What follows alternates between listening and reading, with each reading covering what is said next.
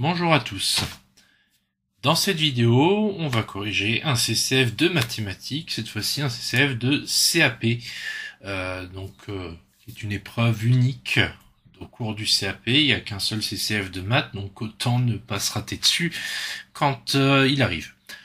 Donc généralement le CCF de maths en CAP, il arrive en fin de deuxième année, une fois que l'intégralité du programme des 2 ans de CAP a été fait, et il peut porter sur n'importe quel chapitre vu au cours des 2 années de CAP, ce qui le rend pas si facile que ça, même si globalement il n'y a pas de grosses difficultés dedans. Mais on va voir ça en détail. Donc celui-ci, il porte sur les chapitres des statistiques, des fonctions linéaires et affines et des probabilités. Donc ça balaye assez large quand même. Donc comme d'habitude en CCF, on a une grille de notation. Alors petite particularité en CAP, les mathématiques sont sur 12 points et la physique sur 8 points. Et les deux réunis forment une note sur 20. C'est pour ça que ici on a un barème avec un peu plus de points et un gros paquet de points sur la compétence réalisée. Donc le thème, c'est un thème Pokémon avec des peluches moutons qui suscitent un engagement sans précédent. Certaines d'entre elles sont une couleur inhabituelle, noire, alors que normalement elles sont blanches. Donc ça, c'est les histoires des shiny dans les Pokémon chromatiques. On retrouve la même chose dans les peluches.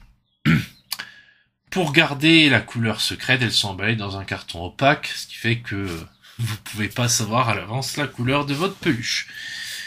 Et ce qui fait que les collectionneurs qui veulent absolument une peluche noire n'hésitent pas à en acheter plusieurs afin de tomber dessus, puisqu'elle est un petit peu plus rare que la blanche. Ça, c'est la situation. Maintenant, le CCF, il est en plusieurs parties. Première partie, ça va être sur une gestion des stocks. Ça tombe bien, c'est un CCF qui était destiné à des CAP logistique, donc on est en plus dans le thème professionnel, même si en soi il y a besoin que des compétences mathématiques, donc ça pourrait être donné à n'importe quelle autre filière sans aucun problème. Il n'y a aucune compétence de logistique requise, que des compétences de maths. Ça c'est important puisque c'est les règles dans un CCF. Donc cette première partie, il y a une problématique qui est de savoir quand est-ce qu'Adèle doit effectuer une expédition pour éviter la rupture de stock. Parce que c'est Adèle qui gère les expéditions des peluches. On a au début un tableau qui indique l'état du stock initial de chaque magasin. Première question, quel magasin dispose du stock le plus important? Bon, voilà, c'est une question d'appropriation, c'était pas très compliqué de voir que c'est Asuna Loisirs, avec 985, beaucoup plus élevé que le reste, pas très difficile. Calculer et compléter la case effective totale. Donc la case effective totale, elle est ici. Il fallait faire la somme de chaque stock. Donc là encore, c'est une question qui n'est pas très difficile. Encore faut-il savoir ce que c'est que l'effectif total. Donc une simple addition donne le résultat 2250.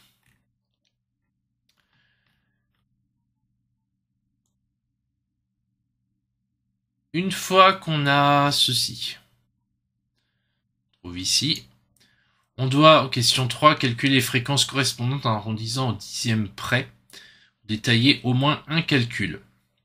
Donc, le détail a été fait pour les peluches Galar. Et pour tout le reste, on a tous les résultats dans le tableau. Donc, chose importante, la somme des fréquences doit faire 100%. Donc, il faut s'arranger avec les arrondis pour que ça tombe sur 100 pile. Quitte à ne pas respecter sur un calcul la règle des arrondis, donc arrondir en dessous alors qu'on aurait dû arrondir au-dessus ou inversement. C'est pas très difficile à faire en soi encore une fois, mais il faut savoir calculer une fréquence en pourcentage, ce qui d'expérience pose des problèmes à pas mal d'élèves en CAP, et en particulier à des élèves qui n'auraient pas révisé correctement le chapitre des pourcentages, ou en tout cas les méthodes de calcul avec des pourcentages.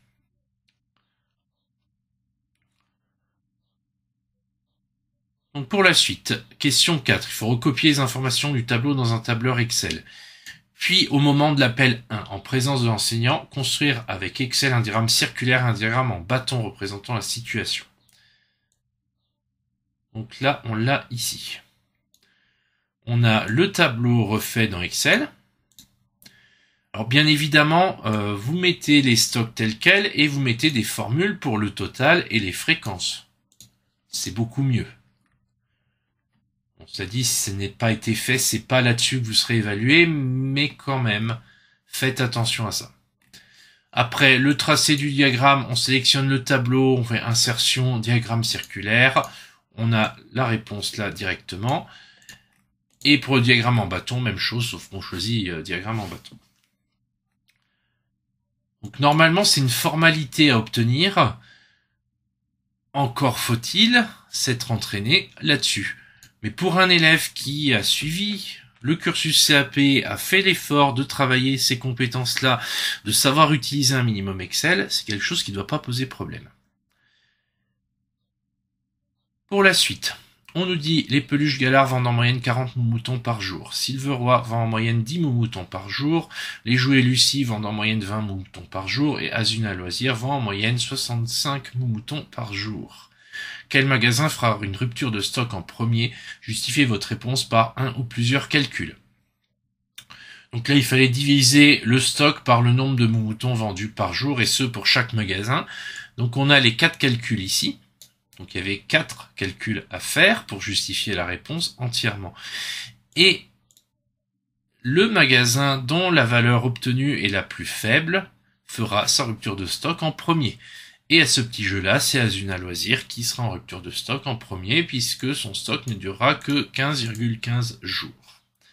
Alors que les autres, on est à 16,5, 17 et 21 jours. Ensuite, on passe sur une série de questions sur les fonctions, où on nous donne une fonction qui représente l'évolution du stock des magasins Peluche Galard. Une autre fonction qui représente l'évolution du stock du magasin Silveroy.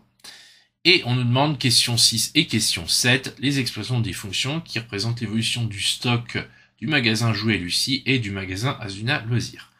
Donc en prenant l'exemple des 2 fonctions qui étaient données, trouver les 2 fonctions manquantes ne posait absolument aucun problème.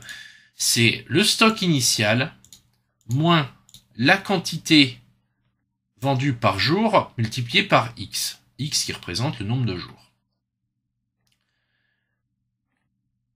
Une fois que on a les 4 fonctions, on nous demande de tracer les 4 fonctions sur un même graphique à l'aide de GeoGebra, puis de faire l'appel numéro 2 en présentant le graphique et expliquer en quoi votre graphique confirme-t-il ou non votre réponse à la question 5. Donc les graphiques, ils sont ici. Alors je suis désolé, on va pas pouvoir le mettre dans le bon sens. Là, mais globalement, vous avez vos 4 fonctions.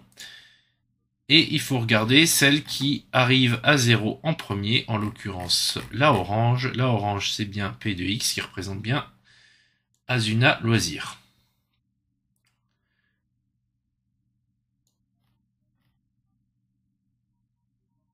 Donc on l'a bien ici.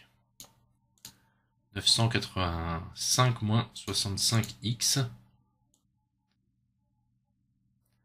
On l'a bien représenté en orange ici, 985 moins 65x. Donc ça, c'est assez facile à faire. La première qui passe à 0, c'est le premier qui fait sa rupture de stock.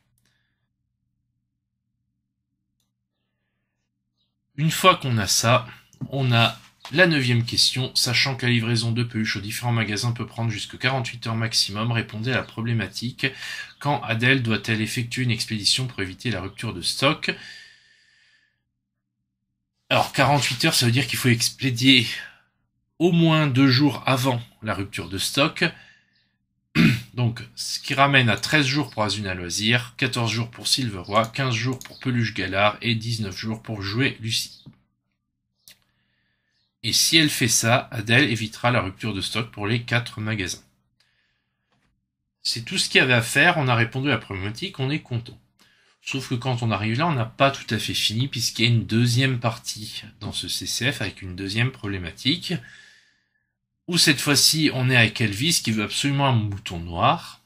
On en revient, ces fameux moutons noirs, ils sont pas là pour rien. Et on nous dit que sur l'ensemble du stock initial, il y a 360 moutons noirs. Le reste est blanc. Bon, la question dit se rappeler quel est le stock initial total. On l'a calculé en deuxième question, c'était 2250. Normalement, la question 10, c'est une formalité. Encore faut-il ne pas confondre le stock initial total avec le stock de moutons noirs. Question 11. Calcule la probabilité qu'un mouton soit noir. Donc, c'est le nombre de cas favorables, 360 moutons sur les 2250 qui existent, ce qui fait une probabilité de 0,16. On nous demande si jamais Elvis achète 8 peluches, est-ce qu'il a la certitude d'en avoir au moins une noire? La réponse est non, il n'y a aucune certitude d'en avoir une noire en achetant 8, puisque on n'est pas sûr, alors qu'il n'y en a que 360 des noirs, qu'en achetant 8, on tombe sur une des 360 noires, puisqu'il y en a 2250 en tout.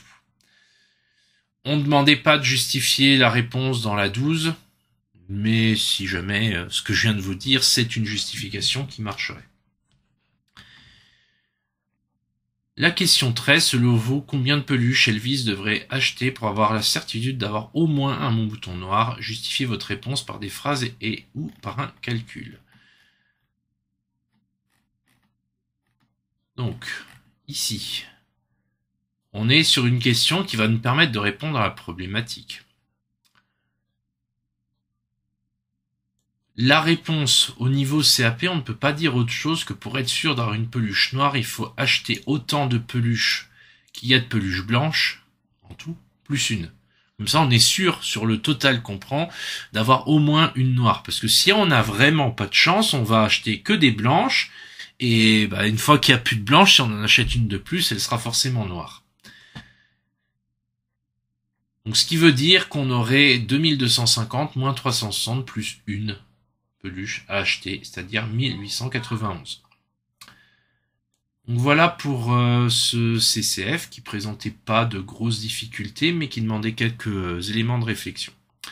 Si vous avez des questions, n'hésitez pas à les poser en commentaire, et sinon, je vous dis à très bientôt.